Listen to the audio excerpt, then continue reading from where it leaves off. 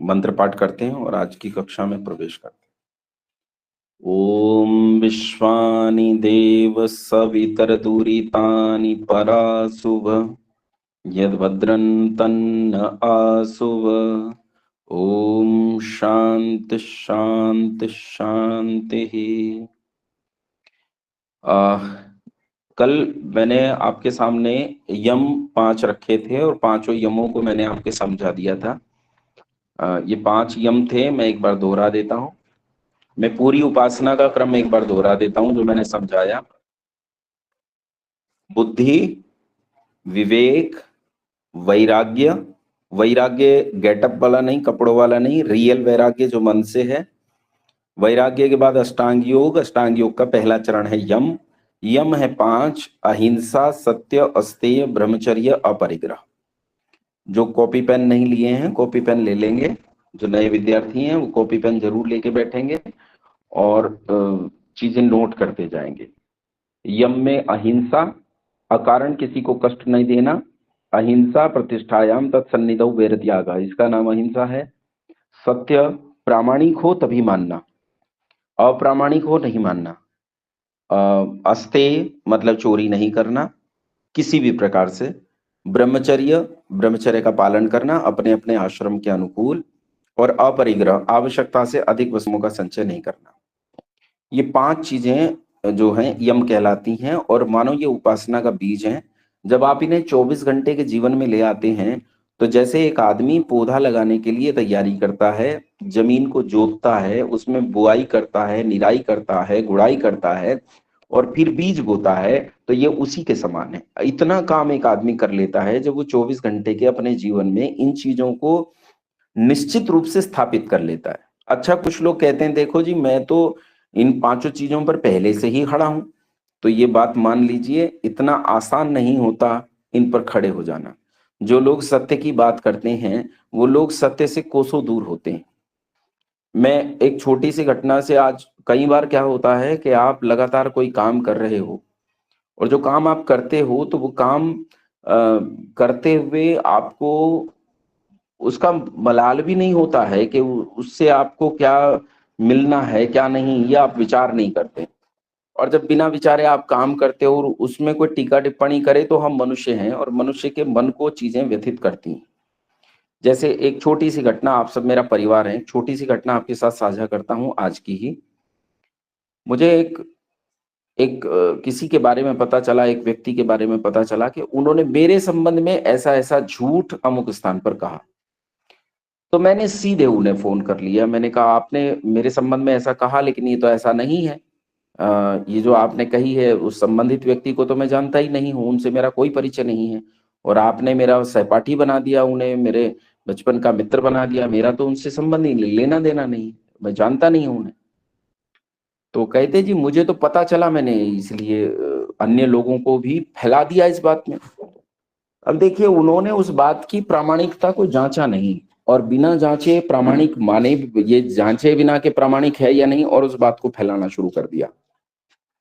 हम बहुत मामलों में सत्य को ठीक ठीक अपने जीवन में रख नहीं पाते और उसके स्थान पर असत्य का प्रचार करते रहते हैं। बहुत सारी चीजें ऐसी होती हैं जिनकी हमें कोई जानकारी नहीं होती, हमने इधर से सुनी और उधर कह दी।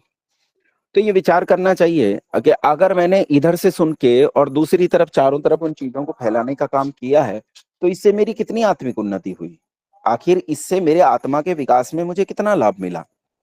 अगर मैं फैला ही रहा हूं, ठीक है फैला दिया आपने, लेकिन आप जो कहते हैं और बात असत्य है, अगर वो बात सत्य भी हो तो भी इस चुगली से आपका आत्मिक उत्थान कितना हुआ, ये हमेशा ध्यान रखना चाहिए। संसार में चीजें परिवर्तित नहीं होती। जैसे मान लीजिए मेरे ही संबंध में मैंने 10 बार ऐसी बातें सुनी, तो उससे क्या फर्क पड़ता है? मैं तो लेखराम का पुत्र हूं ना, मुझ पे फर्क नहीं पड़ता है।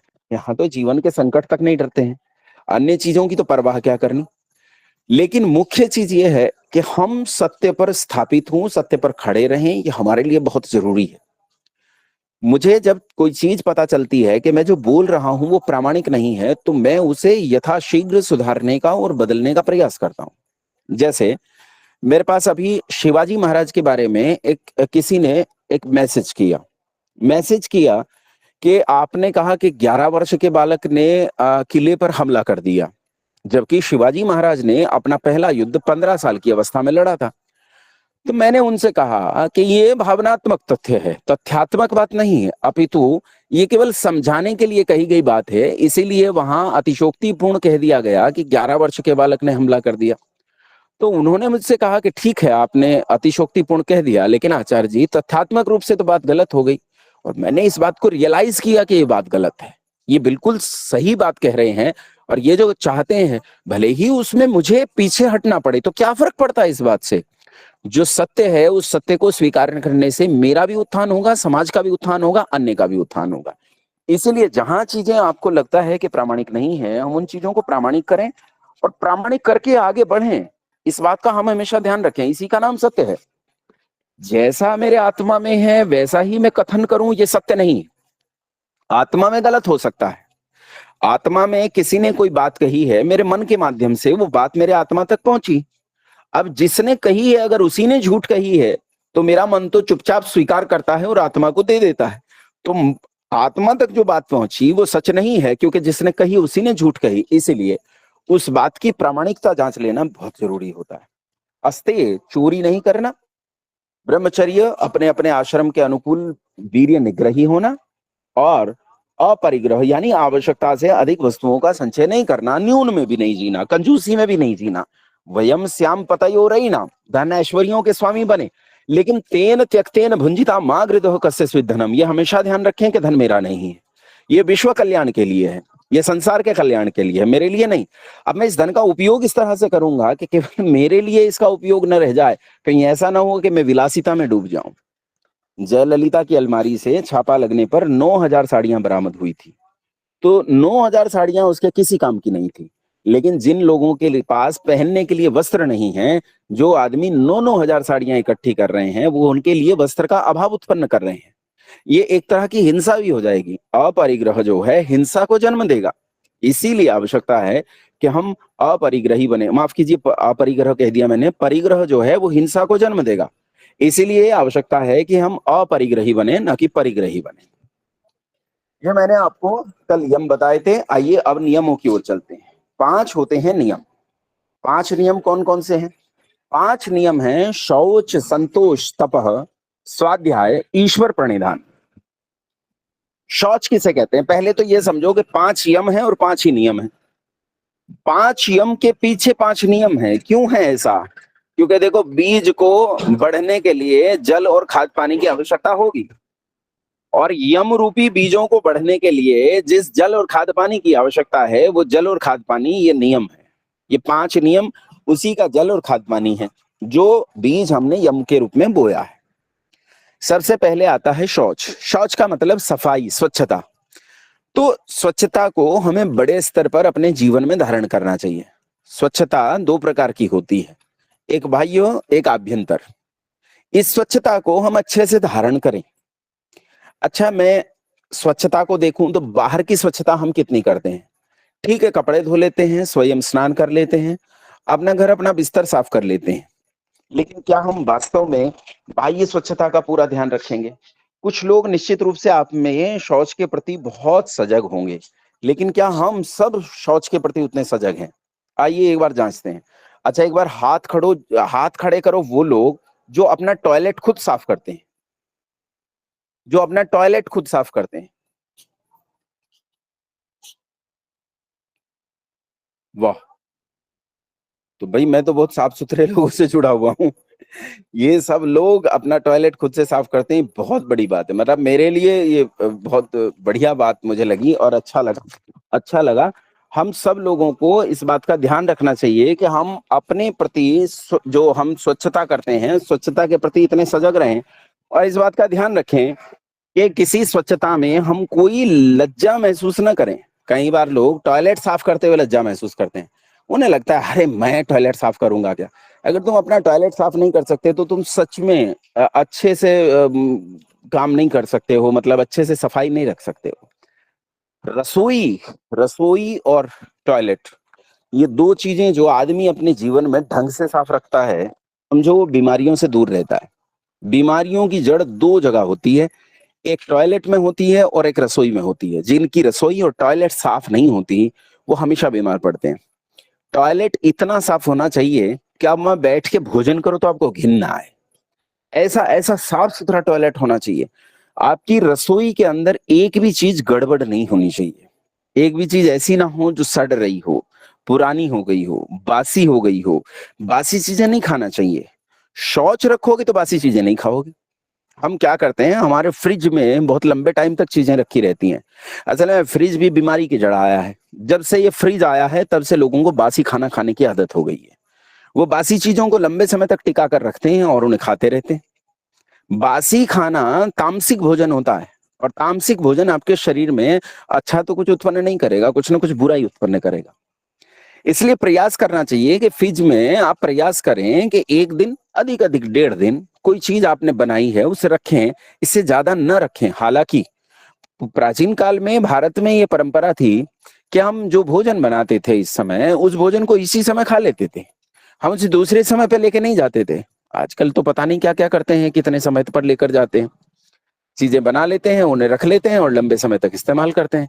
तो ये तामसिक भोजन है और तामसिक भोजन आपकी वृत्तियों तक को तामसिक करेगा। इसलिए अपनी रसोई को सब प्रकार से स्वच्छ रखो। देखो तो रसोई के नीचे गंदगी तो नहीं है। देखो तो तुम्हारे डब्बों के नीचे तो गंदगी नहीं है। देखो तो तुम्हारे डब्बे ढंग से साफ हुए कि नहीं हुए। ऐसी चमचम करती हुई रसोई होनी चाहिए कि जबरदस्त। और ऐसा ही तुम्हारा टॉयलेट भी होना चाहिए, ऐसा ही तुम्हारा बेडरूम होना चाहिए। लेकिन इससे आगे बढ़ो। बेडरूम के अलावा, तुम्हारे प्रांगण के अलावा अन्य चीजें भी ऐसी ही चमचम करती हुई होनी चाहिए। जैसे आपका बाहर गली, आपका पार्क आपके सामने, जो सार्वजनिक प्रॉपर्टी है। प्राइवेट प्रॉपर्टी में तो हम कोशिश करते हैं कि प्राइवेट प्रॉपर्टी में हम एकदम झकाझक साफ रखते हैं।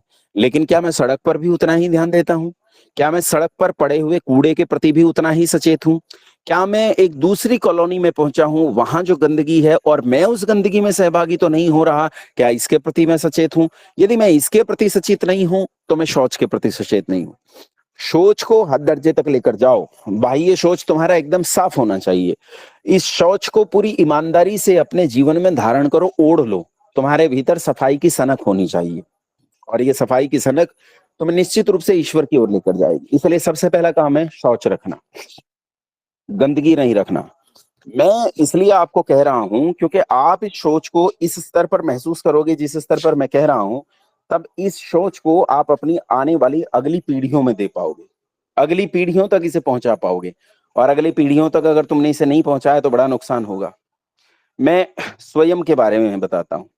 हम लोग जब पढ़ते थे और छात्रावास में रहते थे, तो छात्रावास का जो कक्ष होता है, यहाँ कई लड़के होंगे जो छात्रावास में रहे होंगे या अभी भी रहते होंगे, जो छात्रावास में रहकर पढ़े होंगे, हॉस्टल लाइफ जिन्होंने जी है। वो अगर अपना हॉस्टल का कमरा याद करो, बाप रे बाप, भगवान बचाए। कुत्ते बिल्ली भी इतने गंदे नहीं रह सकते जितने गंदे छात्रावास में लोग रहते हैं। मैं उन्हीं में रहा हूं, उन्हीं में से एक था, इसलिए आपको बता रहा हूं। तो हमारे बालकों के जीवन में ये गंदगी न प्रवेश करें, इसके लिए हम सब लोग सजग हों। और हम में जो बालक हैं वो अच्छे से सजग हों और इसे अपने जीवन में ऐसे धारण करें कि अगली पीढ़ियों को स्थानांतरित करें। अगर सावधानी पूर्वक हम देखें तो आज विदेशी लोगों ने इस स्वच्छता को बहुत अच्छे से अपने जीवन में धारण किया है। भारतीय लोगों ने स्वच्छता को उतने अच्छे से आजकल धारण नहीं किया। मुसलमानों से एकता नहीं सीखी, मुसलमानों से गंदगी सीख ली। ईसाइयों से विज्ञान और तकनीकी नहीं सीखी, उनसे गंदगी और बुरी चीजें सीख ली। और वो लोग हमसे अच्छी चीज लेके चले गए। जो हमारी चीजें अच्छी थी वो लेकर चले गए। आप आश्चर्य करोगे, अंग्रेज लोग यूरोप में लोग दिन दिन में भोजन कर लेते हैं, सूरज की रोशनी रहते भोजन कर लेते हैं। और अगर सूरज की रोशनी बीत जाए तो वो लोग अधिकांश, तो मैं हर एक की बात नहीं कर रहा हूँ, प्रत्येक की बात नहीं कर रहा हूँ, वहां भी गंदे लोग रहते हैं, लेकिन अधिकांश लोग रात जैसे ही सूर्य का प्रकाश समाप्त होगा वो भोजन करना बंद कर देते हैं, फिर वो भोजन नहीं करते हैं। किसी के यहाँ चले गए, यहीं इसी कक्षा में पद्मा माँ है, तो वो बता रही थी कि उनके यहाँ लोग आए और भोजन का समय बीत गया तो उन्होंने फिर भोजन नहीं किया। और उस दिन वो भोजन नहीं करेंगे क्योंकि अब समय बीत चुका है भोजन का। और वो सूर्य की रोशनी रहते भोजन कर लेते हैं। हम लोग न जाने कहां से शैतान बन गए और रात्रि के अंधकार में भोजन करना प्रारंभ कर दिया। शौच को अच्छे से धारण करो, ये बाह्य शौच है। उसके बाद आभ्यंतर शौच।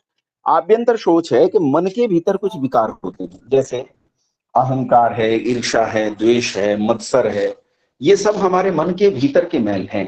इन मन के भीतर के मैलों को खुद से दूर कैसे किया जाए, कैसे मन के मैलों को दूर करें? तो दूर करने का एक ही तरीका है, मन को सत्य से शुद्ध किया जाता है।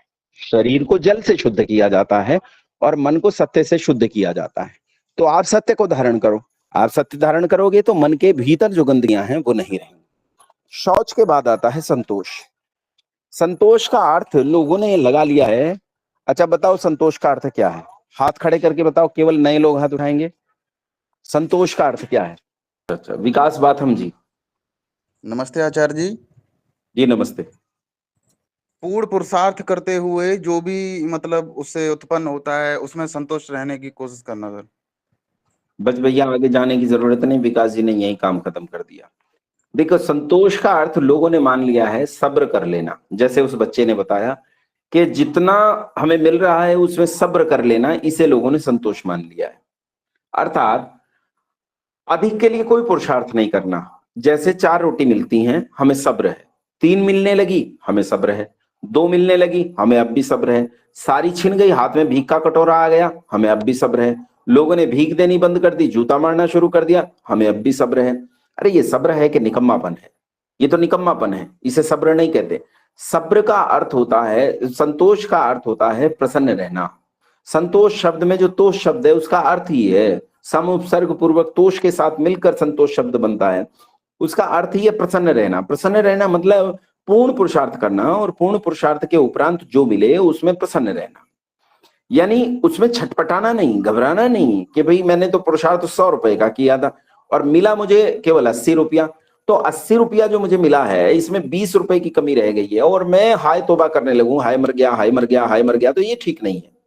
हमें प्रयास ये करना चाहिए कि हम उसमें प्रसन्न रहें। हाँ, अपने पुरुषार्थ की जांच करें कि आखिर हमारे पुरुषार्थ में क्या कमी रह गई जिसके कारण 100 का पुरुषार्थ करने पे 80 इकाई मुझे प्राप्त हुई। तो अपने पुरुषार्थ का तरीका बदलो, उसकी उसकी तकनीक बदलो, प्रौद्योगिकी पे विचार करो, बुद्धि लगाओ, नई योजना बनाओ। ये सब तो हो सकता है, ये सब कीजिए, लेकिन रहिए प्रसन्न।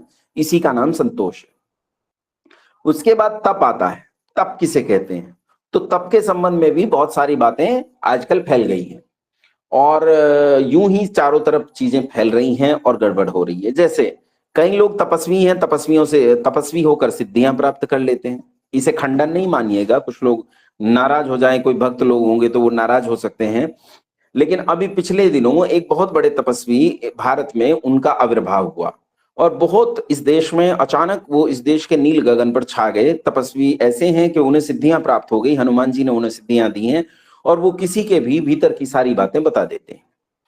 अभी पिछले दिनों एक स्वामी जी हैं, उनका नाम है स्वामी निग्रहानंद सरस्वती।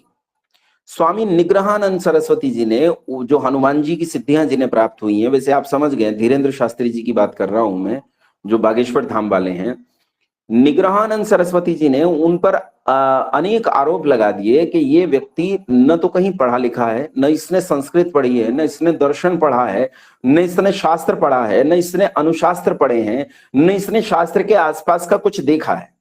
तो ये आदमी व्यासपीठ पर कैसे बैठ सकता है? उन्होंने उन पर हजार तरह की आपत्तियां, क्योंकि निग्रहानंद सरस्वती जी जो हैं वो संस्कृत के विद्वान व्यक्ति हैं, तो उन्होंने आपत्ति लगाई कि वो व्यासपीठ पर नहीं बैठ सकते। मतलब मेरा उन दोनों से ही लेना देना नहीं है, दोनों ही एक अलग प्रकार की दर्शन की विचारधारा के हैं, मेरी विचारधारा उनसे भिन्न है।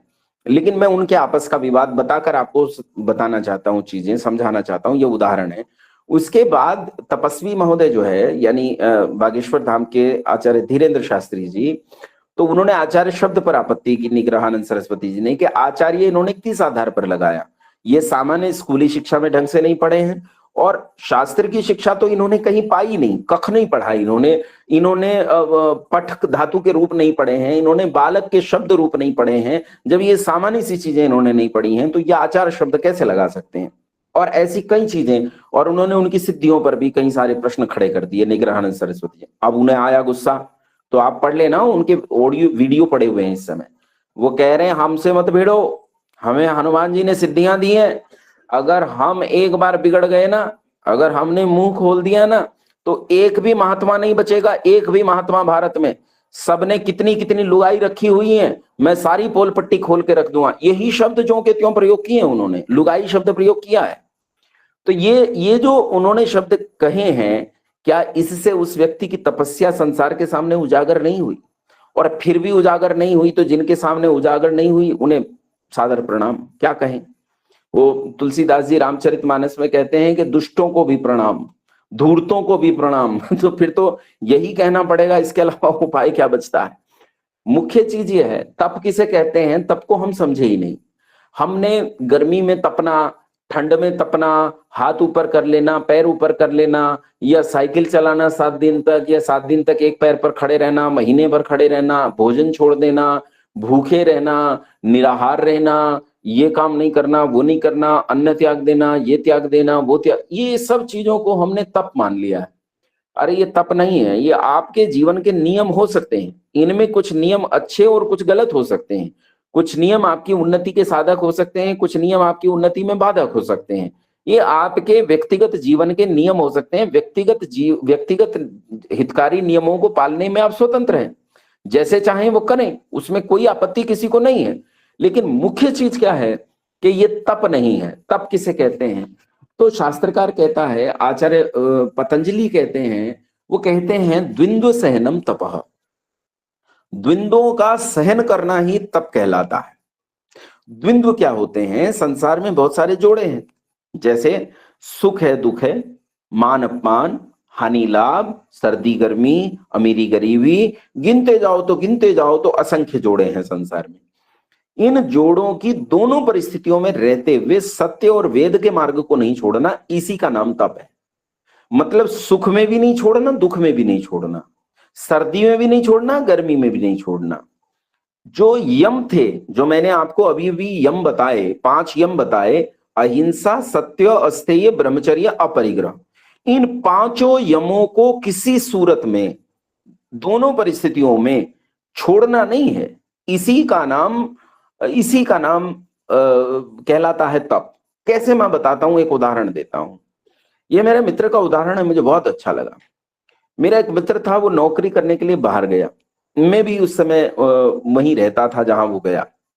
वहां गया तो वहां कुछ लोग शराबी थे, हमारे ही वर्ग में शराबी थे, शराब पीते थे। तो उन्होंने उसे भी शराब ऑफर की, कहा तुम भी पियो। तो उसने कहा नहीं, मैं नहीं पीता। तो उसने कहा अरे यहां कौन देख रहा है, 1000 किलोमीटर दूर तू घर से बैठा है, यहाँ कौन देख रहा है कि तेरी बदनामी हो जाएगी, या तेरे माता पिता को कोई बता देगा, या तेरे घर वालों को कोई बता देगा। उसने कहा रुको भैया, मैं किसी को बताने के लिए नहीं पीता हूं कि किसी को पता लगेगा कि नहीं लगेगा, इसलिए पीना ना पीना नहीं है, अपितु मैं इसे अच्छा नहीं मानता हूं इसलिए नहीं पीता हूं।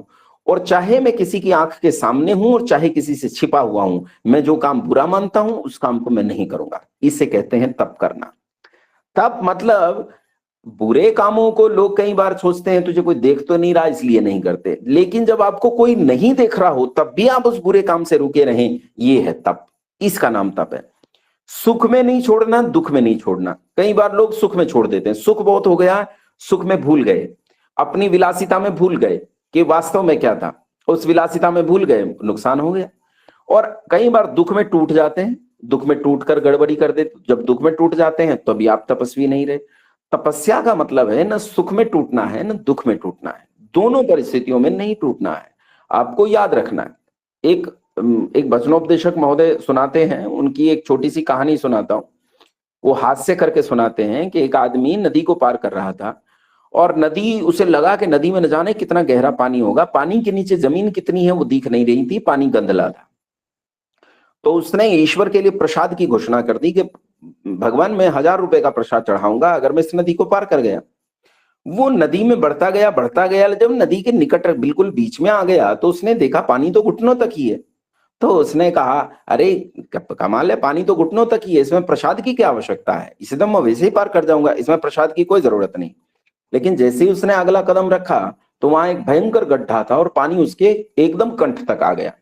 तो वो बोला भगवान मैं तो मजाक कर रहा था, मैं बहुत सीरियस नहीं था इस मामले में कि मैं 1000 रुपए का प्रसाद नहीं बांटूंगा, मैं बांटूंगा पक्का, तुम्हारा प्रसाद सुरक्षित है, तुम्हारा प्रसाद। तो हमारी समस्या यह है कि हम चीजों को, सुख और दुख दोनों में, कई बार सुख में छोड़ देते हैं, कई बार दुख में छोड़ देंगे। अब इसी आदमी ने सुख में अपना संकल्प छोड़ दिया, जैसे ही देखा कि पानी कम है तो इसने अपने संकल्प को छोड़ दिया। कई लोग दुख में छोड़ देते हैं, सोचते हैं अरे मेरी कोई सहायता नहीं की गई, मैं इतना भला आदमी हूं, मैंने संसार का कितना भला किया है, हर एक की भलाई में लगा रहता हूं, लेकिन मेरे साथ ऐसा हुआ वैसा हुआ, इसलिए मैं अब किसी नैतिक मूल्य को नहीं मानूंगा और ये भाड़ में गया। जैसे ही वो इस परिस्थिति में जाता है तो वो तपस्वी होने से चूक जाता है। तप मतलब द्विंद्व सहनम तपः, द्विंद्वों का सहन करना तप है। कैसे? एक और उदाहरण से सुनो।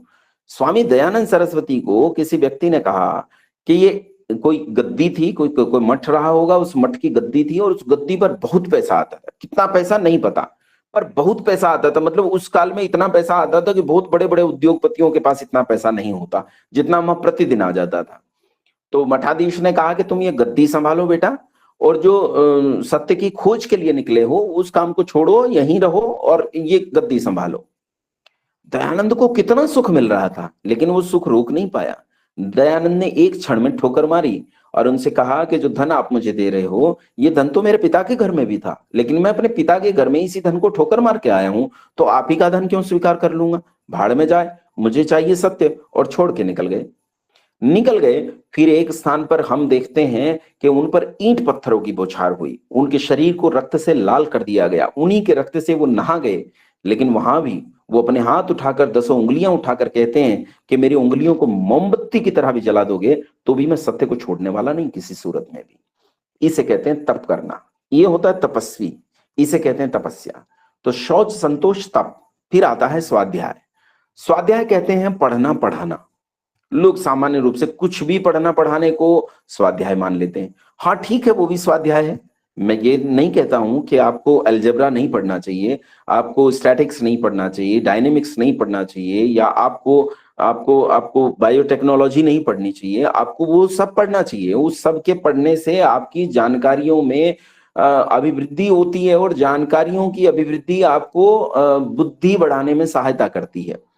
जब हम संसार के बारे में जानकारी प्राप्त करते हैं, इससे हमारी बुद्धि बढ़ती, जैसे ज्ञान बढ़ेगा वैसे बुद्धि बढ़ेगी। जितना जितना ज्ञान बढ़ेगा उतनी उतनी बुद्धि बढ़ेगी।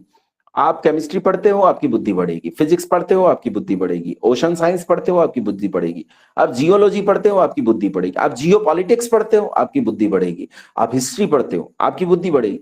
बुद्धि बढ़ रही है निश्चित रूप से, ज्ञान बढ़ने से बुद्धि बढ़ती है। जितनी बुद्धि बढ़ेगी उतना विवेक के नजदीक जाओगे, जितना विवेक के नजदीक गए उतना वैराग्य के पास जाओगे, जितना वैराग्य के पास गए उतना संसार से प्रतिमुख हो जाओगे और ईश्वर की ओर अभिमुख हो जाओगे। निश्चित रूप से ज्ञान का बढ़ना ईश्वर की तरफ बढ़ने का एक मार्ग है। वो कोई भी ज्ञान हो, सांसारिक ज्ञान ही क्यों ना हो, जड़ पदार्थों का ज्ञान ही क्यों ना हो, वो आपको ईश्वर की ओर लेकर जाएगा। अगर आप वास्तव में ज्ञान के जिज्ञासु हैं। नकली ये डिग्रियां हासिल कर लेना, केवल कागज इकट्ठे करने के लिए पढ़ना, ये पढ़ने को मैं पढ़ना नहीं मानता। पढ़ना मतलब जो आप पढ़ रहे हैं उसकी जानकारी प्राप्त करना चाहते हैं, उसका ज्ञान चाहते हैं। जब वो ज्ञान आपको मिलेगा तो निश्चित रूप से वो ज्ञान भी आपको ईश्वर की ओर लेकर जाएगा। लेकिन ऋषि पतंजलि इसे स्वाध्याय नहीं मानते। उनका स्वाध्याय ये भी अच्छा है, इसे करिए, इसे रोकना नहीं है, लेकिन स्वाध्याय क्या है? तो का अतीन्द्रिय विषयों का पढ़ना पढ़ाना। जो अतीन्द्रिय विषय हैं, यानी इंद्रियों से परे के जो विषय हैं, उन विषयों को पढ़ना और पढ़ाना। 50% काम है पढ़ना और 50% बाकी का पढ़ाना। जितना जाना है उतना दूसरों को जनाना, क्योंकि विद्या जानने से आती है और जनाने से स्थिर होती है। मेरी विद्या रुकेगी कब? जब मैं दूसरों को जनाऊंगा। जितना जाना उतना दूसरों को जनाऊं तो मेरी विद्या स्थिर हो जाएगी।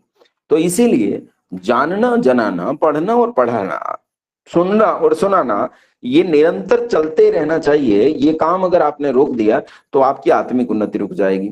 इसीलिए स्वाध्याय का अपने जीवन में कुछ समय निर्धारित कीजिए कि 24 घंटे में मेरा ये समय स्वाध्याय का है।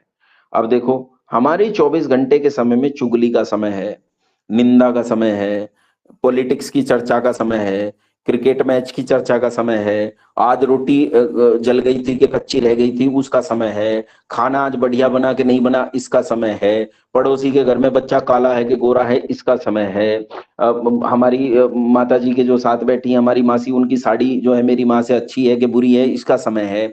हमारे पास उन सारी बकवास की चीजों का समय है जिनका हमारे जीवन में कोई स्थान नहीं है। लेकिन क्या हमारे लिए अपने आप को जानने का कोई समय है? ऋषि दयानंद के जीवन में एक इतिहास में घटना कही जाती है। अनेक इतिहासकार इस घटना को नहीं मानते कि यह घटना हुई है, लेकिन वो माने कि न माने मुझे ये भी मतलब नहीं है। मैं इस घटना से केवल सीख लेना चाहता हूं। घटना यह है कि स्वामी दयानंद सरस्वती, कुछ इतिहासकार ऐसा लिखते हैं कि स्वामी दयानंद सरस्वती विरजानंद सरस्वती के द्वार पर गए और दंडी स्वामी के द्वार पर जाकर उन्होंने कुंडी खटखटाई तो अंदर से आवाज आई कि कौन। तो बाहर से स्वामी दयानंद सरस्वती ने कहा कि बस यही जानने आया हूं कि मैं कौन हूं। तो ये बहुत जरूरी चीज है कि मैं ये जानूं कि मैं कौन हूं। अच्छा, मैं ये जानने में लगा हूं कि ये असदुद्दीन ओवैसी कौन है, मैं ये जानने में लगा हूं कि ये नरेंद्र मोदी कौन है, मैं ये जानने में लगा हूं कि केजरीवाल ने शराब का घोटाला किया कि नहीं किया, मैं ये जानने में लगा हूं कि पड़ोसी देश की सीमाएं वो कितनी बढ़ रही हैं, कितनी घट रही हैं। मुझे मालदीव से ही समस्या है, मैं मालदीव के बारे में पढ़ना चाहता हूं कि हमने अब वहां जाना बंद कर दिया है तो उसका रिवेन्यू कितना कम हुआ है, कितना कम नहीं हुआ, मोदी जी उसे क्यों अभी भीख दे रहे हैं। हमें इन सब चीजों के लिए बहुत सारा समय है, लेकिन क्या मैंने अपने जीवन में कुछ समय ऐसा निर्धारित किया है जिसमें मैं ये जानने का यत्न करूं कि मैं कौन हूं। हु एम आई, मैं कौन हूं, मेरा क्या मैं ये शरीर हूं। जब मैं विचार करता हूं कि ये मोबाइल किसका है तो मैं कहता हूं ये मोबाइल मेरा है। इसका मतलब मैं अलग हूं और ये मोबाइल अलग है। जब मैं अपने पहने हुए कुर्ते के संबंध में विचार करता हूं तो मैं कहता हूं ये कुर्ता मेरा है। अब कुर्ता मेरा है, इसका मतलब मेरा इस कुर्ते पर अधिकार है। इसका मतलब अधिकार रखने वाला अलग है और जिस वस्तु पर अधिकार है वो वस्तु अलग है।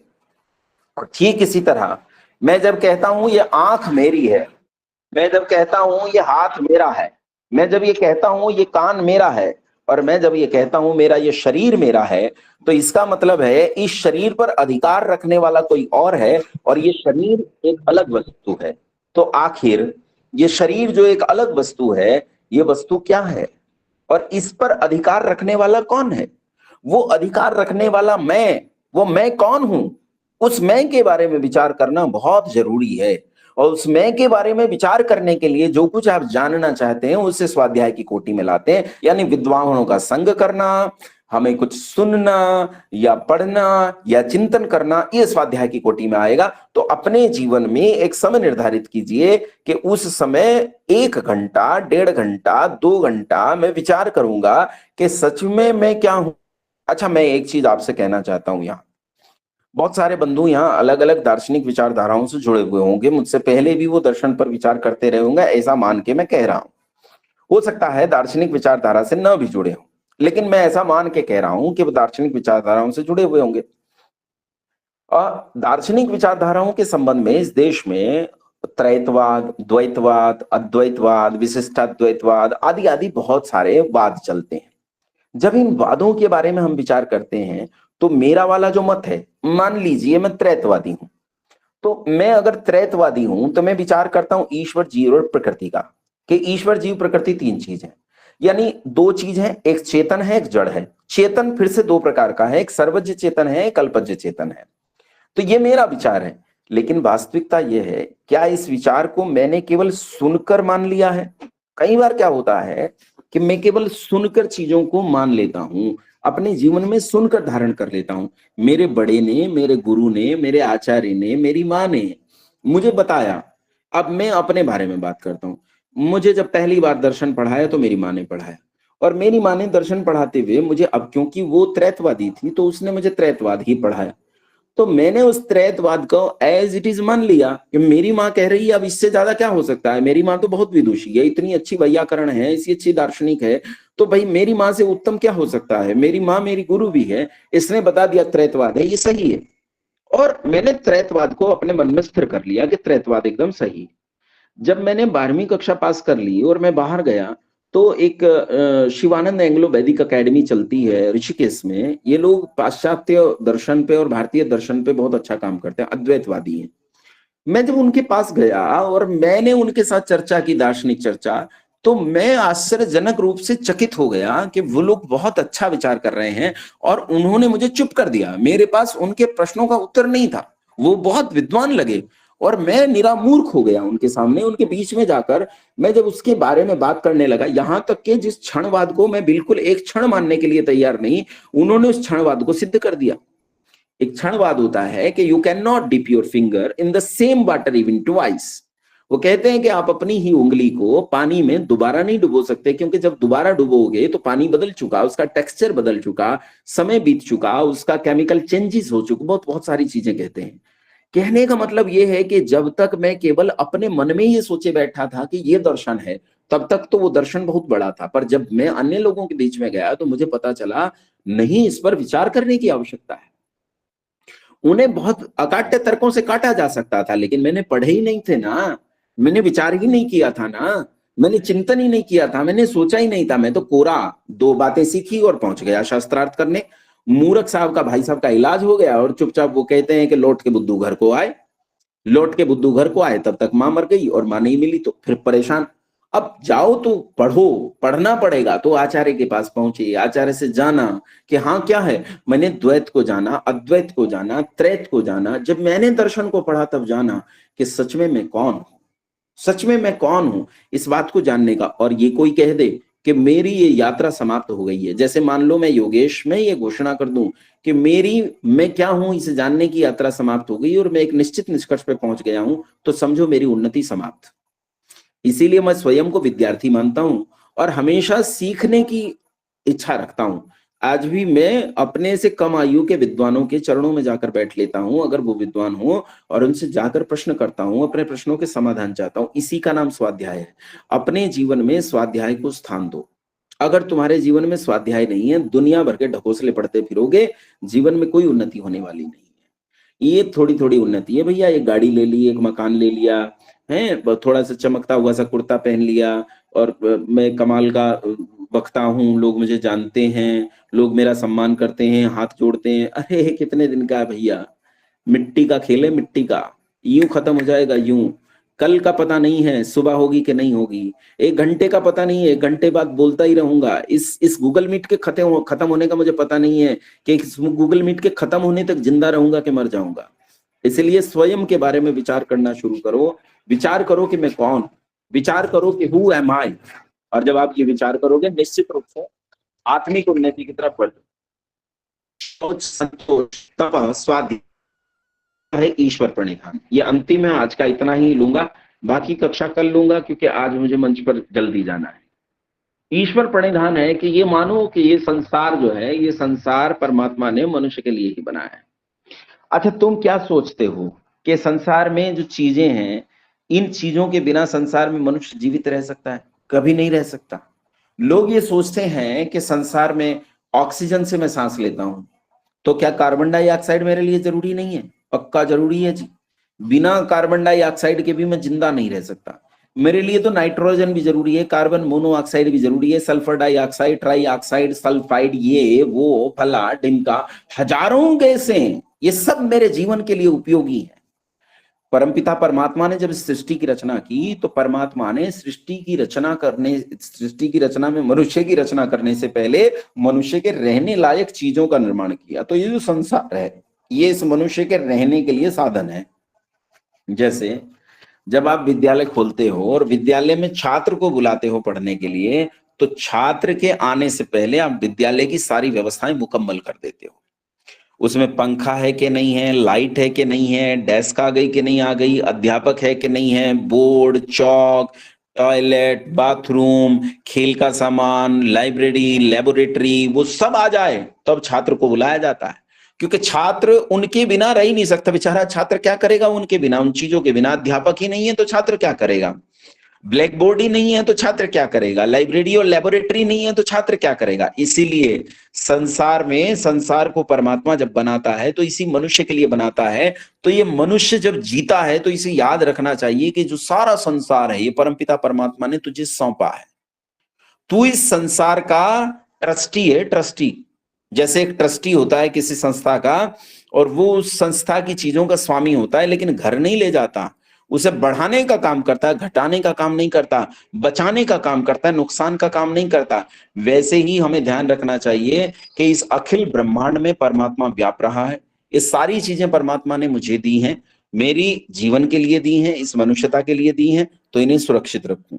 कोई पॉल्यूशन ना हो किसी किस्म का, कोई गड़बड़ी मेरे द्वारा ना हो, इसे बचाने का प्रयास करो। मैं तुमसे सच कहता हूं, जब तुम इस पर गंभीरता से विचार करोगे ना, तुम्हें एक पौधे की पत्ती तोड़ते हुए डर लगेगा। अगर तुम इस पर गंभीरता से विचार करोगे तो तुम्हें मोटरसाइकिल को स्टार्ट करते हुए तुम्हारा हृदय कांप जाएगा जब तुम इस पर विचार करोगे।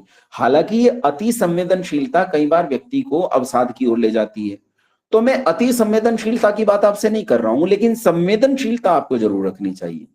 बुद्धिमत्ता के साथ संवेदनशीलता रखने से हम जानेंगे कि सब और परमात्मा है, और जब हम सब और परमात्मा को जानते हैं और इस असेट को मानते हैं, ये सारा का सारा असेट इंक्लूडिंग मेरा शरीर और ये सारा संसार, ये परमात्मा का दिया हुआ एसेट है, और मुझे इस सब के साथ बहुत सावधानी से व्यवहार करना है और ध्यान रखना है कि हर वस्तु के भीतर से ईश्वर मुझे देख रहा है। तुम्हें जानते हो ईश्वर कहां से देख रहा है? तुम्हें ईश्वर इस मोबाइल के अंदर से देख रहा है, तुम्हें ईश्वर तुम्हारी उंगलियों के भीतर से देख रहा है, ईश्वर तुम्हें तुम्हारे घर की दीवारों के भीतर से देख रहा है, ईश्वर तुम्हारे ही अपने रोम रोम से तुम्हें देख रहा है, ईश्वर तुम्हारी आंखों से तुम्हें देख रहा है, ईश्वर तुम्हें सब ओर से देख रहा है। और जब एक व्यक्ति ऐसा सोच लेता है तब वो निश्चित रूप से आत्मिक उन्नति की ओर बढ़ने का प्रयास करता है, पाप से बचता है, गड़बड़ी के कामों में नहीं जाता, फिजूल के कामों में नहीं जाता।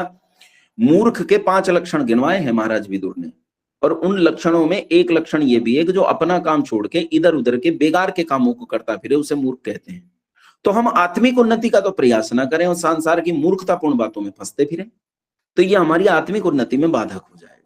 इसलिए ईश्वर के न्यासी बनकर ये जानो कि सर्वत्र ईश्वर है।